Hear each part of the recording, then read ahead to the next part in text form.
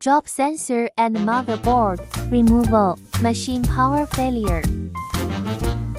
Open the glass door and lift the L-shaped plank.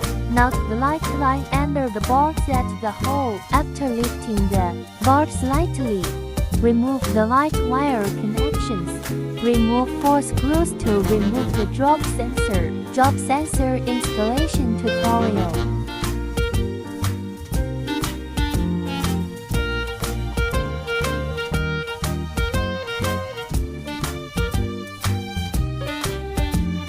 Motherboard disassembly. Remove the connecting cable from the motherboard.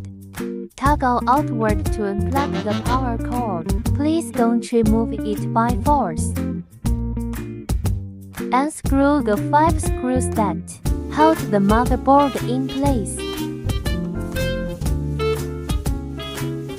Installation steps. Connect the wires and tighten the screws.